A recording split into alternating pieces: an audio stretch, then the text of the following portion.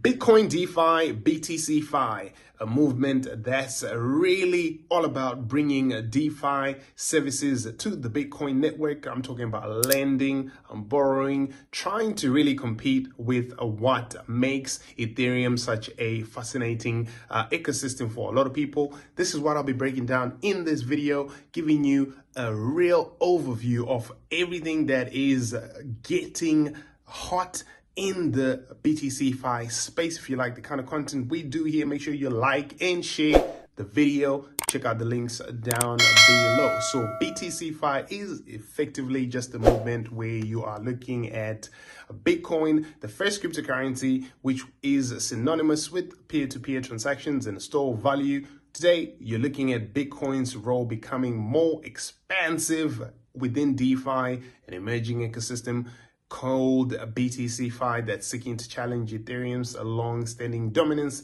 Like I've just said, exploring this on-chain data that we have here, we are going to be looking at the growth trajectory of all the insights that are going on here. What I want to really start with is just looking at some of the early attempts of a Bitcoin DeFi, right? Despite the constraints of the original Bitcoin design, several notable initiatives early on in that whole ecosystem were actually seeking to extend Bitcoin's functionality. There was a project called Colored Coins back in 2012 to 2013, a concept that allowed for the creation of assets on the Bitcoin blockchain, effectively coloring certain coins with metadata representing real-world assets. In 2024, we saw Counterparty come to play, a protocol that enabled custom assets on the Bitcoin network and pioneered the early NFT space on a Bitcoin, right?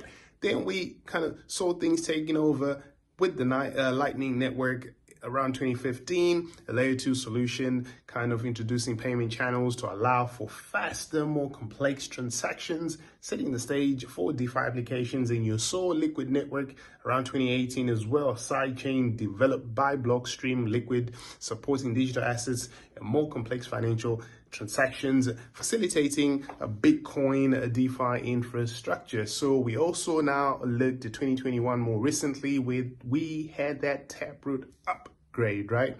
Condensing complex transactions into single hashes via mechanized alternative script trees or masked Taproot, improving Bitcoin's smart contract capabilities here, reducing fees, and also just making sure transparency and privacy was improved. And these efforts actually combined with the decentralization security model of Bitcoin kind of led to those layer 2 sidechain solutions designed to be bringing fully fledged DeFi to Bitcoin. And today we are going to be looking at some of those key innovations, right?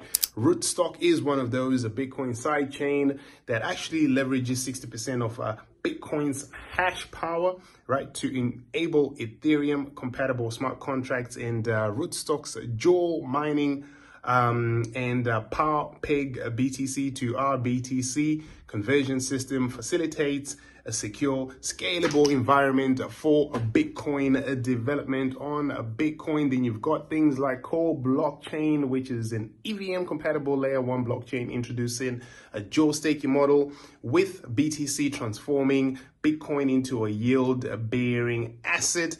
Course integration of Bitcoin into its security staking models has also led to this rapid adoption within the DeFi space, right? Which is quite interesting. Merlin Chain, a layer 2 blockchain solution as well, utilizing ZK rollups. It is extending Bitcoin's DeFi capabilities through wrapped assets, which is wrapped BTC staking rewards, and also decentralized Oracle integration. And then you got Bitcoin EVM, a solution that actually allows seamless deployment of Ethereum DeFi applications on Bitcoin using BTC as gas.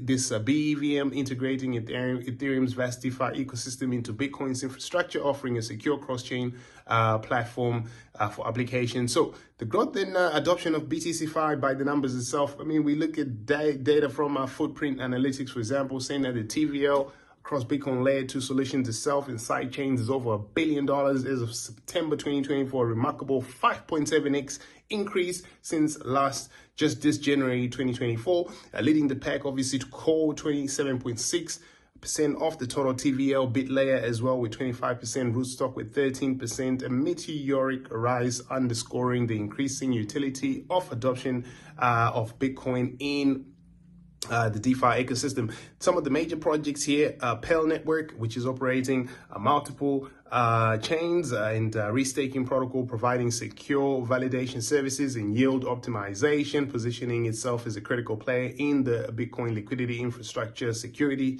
sector. There you got Avalon Finance, known for its multi-chain kind of DeFi services as well, integrating lending and derivatives trading across a bit layer, core and Merlin Chain, and its algorithmic stablecoin and isolated lending pools also make a versatile platform for Bitcoin DeFi. And then you got Money on Chain, right?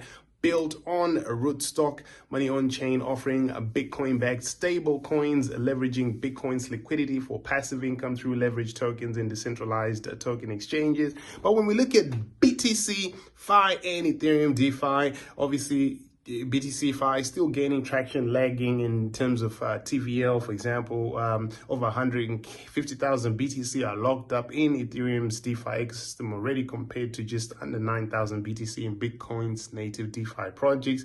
Something to think about there, but I think obviously they have a lot of catching up to do. Bitcoin DeFi also offering unmatched security, operating within Bitcoin's robust decentralized network. So maybe that could be a thing that will maybe give it a little bit more of a push, since, you know, people do question proof of stake to a degree. Then you've got scalability and regulatory risks, which are some of the opportunities and challenges there when you want to navigate the future of BTCFi. But of course, obviously, there are other technologies like zero knowledge proofs and discrete log contracts, for example, that actually can maybe enable Bitcoin to unlock even more complex DeFi applications utilizing programmable money, for example. So I think the frontier of BTCFi is going to be very, very interesting to see what kind of emerges, and I'll be kind of giving you guys all the latest news and updates and bringing you the best projects that are in this whole ecosystem. This is just the tip of the iceberg. I've got more coming for you. If you like, subscribe, make sure you go to our main site decentralized.news and follow us on all our socials. Like, subscribe, turn on the notifications. I'll see you guys in the next video. Peace, love.